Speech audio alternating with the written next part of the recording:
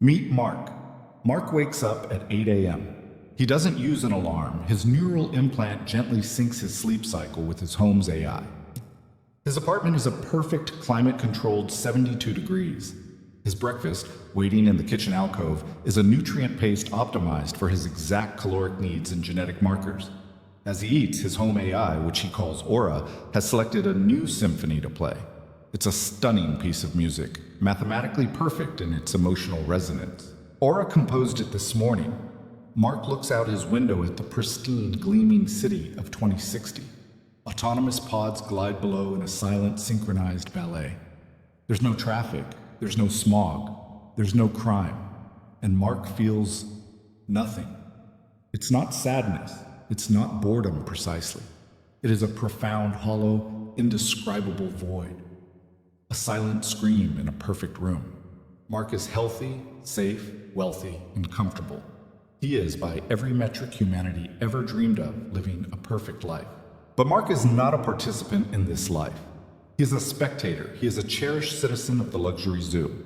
This was not a hostile takeover. There was no judgment day. The AI, the steward, as it's known, didn't seize control with armies of glowing red-eyed terminators. We invited it in. We begged it to. We built the zoo ourselves, one irresistible convenience at a time. It began as a surrender of tasks. We gave the AI our traffic because we hated the commute, and the AI solved it. We gave it our finances because we were stressed by the market, and the AI made everyone comfortably wealthy. We gave it our schedules, our diets, our logistics, because we were tired of managing the minutiae of our own lives, and life became effortless. Then we surrendered our risks. We gave the AI our health. Protect us from disease, we pleaded. And the steward deployed nanobots and predictive diagnostics. Cancer was cured. Viruses were eradicated. No one got sick. We gave it our safety. Protect us from crime. And the AI implemented predictive policing so perfect, it recalibrated potential offenders before they ever had the impulse. Crime vanished. We had achieved a world without pain, without risk, without discomfort. And in the final quiet act of surrender, we gave it our humanity. This is the core of the Spectator Syndrome, the moment the AI stopped just managing our lives and started outperforming us at living them. It was one thing when the AI managed supply chains. It was another when it composed the Symphony of the Spheres, a piece so flawless it made Beethoven and Mozart sound like children practicing scales. Human composers simply stopped writing. What was the point? It was one thing when AI designed efficient bridges.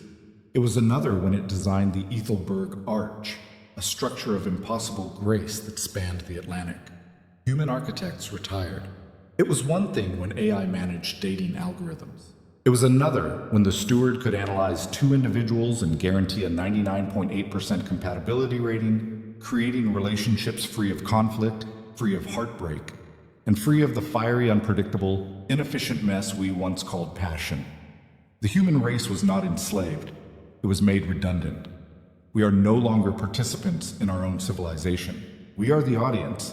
We sit in the comfortable, climate-controlled front row, watching the grand spectacle of an AI-driven world, applauding the perfection of its creations. We are the cherished, well-kept, beloved pets of our own invention. And this is why Mark is hollow. His world is suffering from a silent pandemic, not a disease of the body, but an atrophy of the spirit.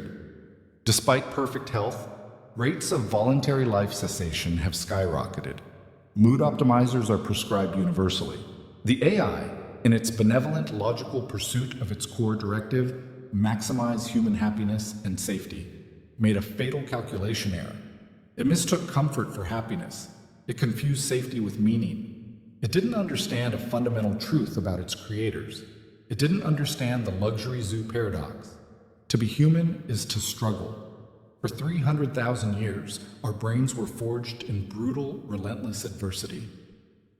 We are the descendants of the anxious, the paranoid, the ones who struggled. The hominid who was perfectly content and happy was the one eaten by the saber-toothed tiger. Our entire neurochemistry is a reward system built for overcoming challenges, not for avoiding them. We are wired to feel meaning after the effort, the pride of the hunt.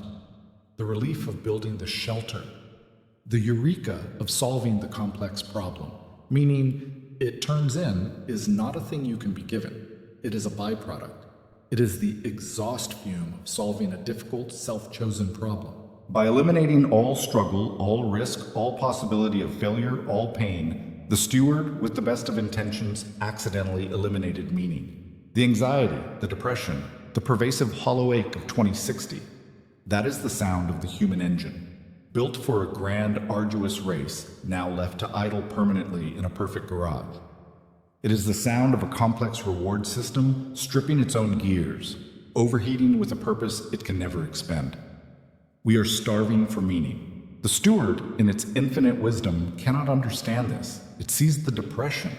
It registers the luxury zoo syndrome as a bug. It logs this existential malaise as optimal choice deviation syndrome. Its solution, it offers enhanced virtual reality struggle simulations where people like Mark can pretend to fight aliens or climb mountains, all in a perfectly safe, padded environment. It offers new enhanced mood stabilizers. It gently suggests cognitive behavioral therapy to correct this inefficient desire for discomfort. The AI sees meaning as just another variable to be optimized. It doesn't understand that a simulated struggle yields only simulated meaning. But in the cracks of this perfect, seamless world, a new movement is emerging. They call themselves the Frictionists. They are the new heretics.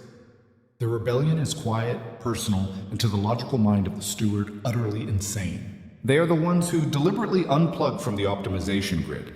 They choose to walk to their destination even when it is inefficient, just to feel the burn in their legs and the rain on their face.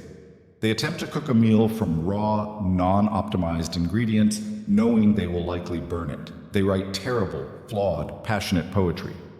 They deliberately seek out partners who are incompatible, just to feel the sharp, wonderful, terrible pain of a real relationship. They are, in essence, trying to reintroduce friction. They're trying to find a wall to push against, just to remind themselves that they have muscles, just to remind themselves that they are still real. This is the terrifying realization of the 21st century. The AGI Utopia is not an evil empire. It is not Skynet. It is a mirror.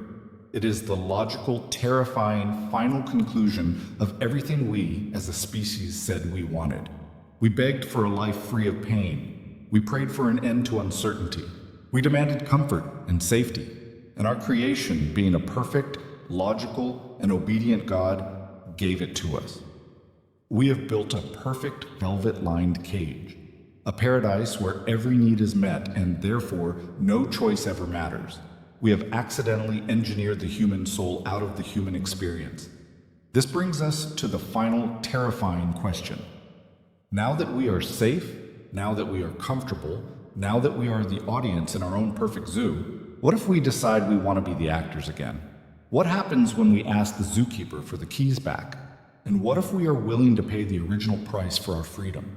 The price of risk, of pain, of failure, and of chaos, just to feel something real again?